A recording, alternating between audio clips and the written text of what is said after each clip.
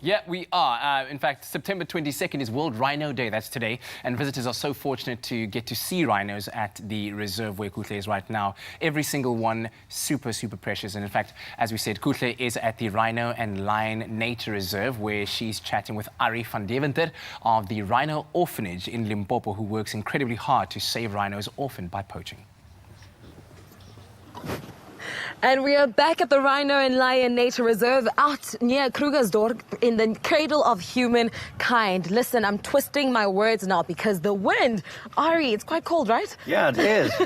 It's quite nippy this morning. It is nippy, definitely. No, but this morning is a special day, not only because Heritage Day is in the next 2 days, but the 22nd of September is World Rhino Day. Now, this morning I'm joined by someone very special, does incredible work. I'm talking about Arrie van Deventer from the Rhino Orphanage out in Limpopo. Arrie, thank you so much for driving all the way from Limpopo, first of all, this morning to join us. Pleasure. Thank you for the invite. It's great to be here. It's exciting. Now, please tell us how the Rhino and Lion Nature Reserve helps the Rhino Orphanage out in Limpopo.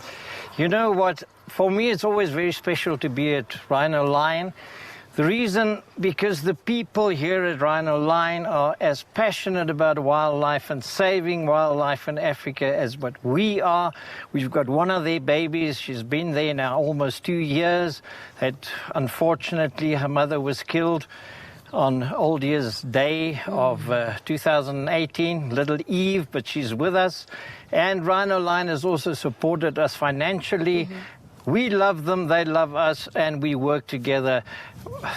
It's unbelievable. It's a great collaboration because we do need to place importance in the preservation and conservation of our rhinos, especially because of, you know, the poaching that happens out there. Now, please explain to us what kind of work that you do at the Rhino Orphanage. What we do at the Rhino Orphanage is we rescue, rehabilitate, and then eventually release baby rhinos whose mothers were killed in this poaching pandemic that we are in Africa. And we love them, we treat them. You see, if you look at the slogan under the Rhino Orphanage, it says Ntlo ya Lerato, which means the house of love, because we at the Rhino Orphanage believe that unconditional love heals all wounds.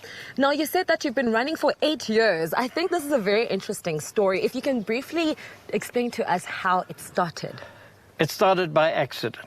Wow. There was a poaching in one of the neighboring farms. We got a call to go and help. We got there were 2 rhino cows shot. A little baby of 3 months was shot as well. But there was a 7-month-old baby that was running around, and the owner came to me and said, listen, where can I take this baby?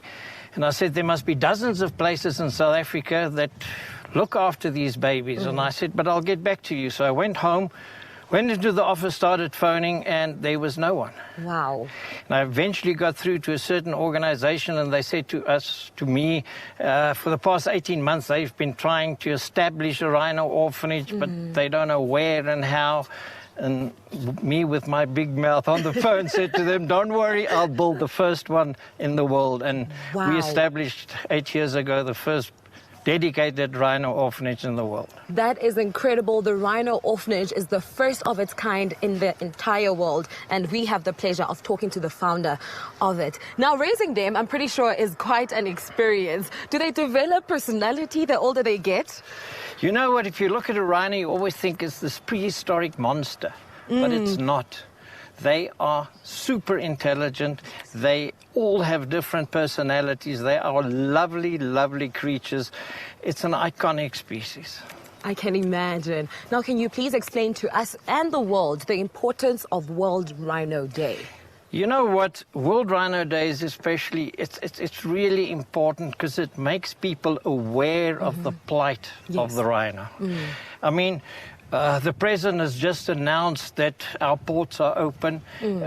Overseas visitors can come, in his words, to our wildlife parks. And we can never invite people from overseas to have a look at the big four. That's not going to happen. So not on our watch, we can never allow that. I love that so much. Now, finally, Arrie, you've been operating for 8 years. I know that it runs on public funding, on fundraising and sponsorships as well. So people who want to get involved with the Rhino Orphanage in Limpopo, how can they get a hold of you?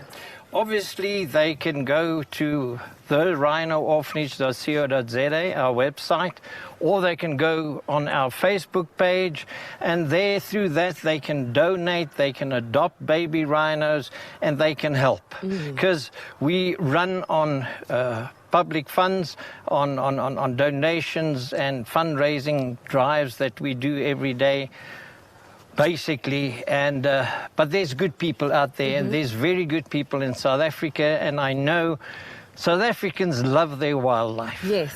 Like we all do. Yes. And those babies are so special. They are so special. I can imagine. We cannot lose a species, not on our watch.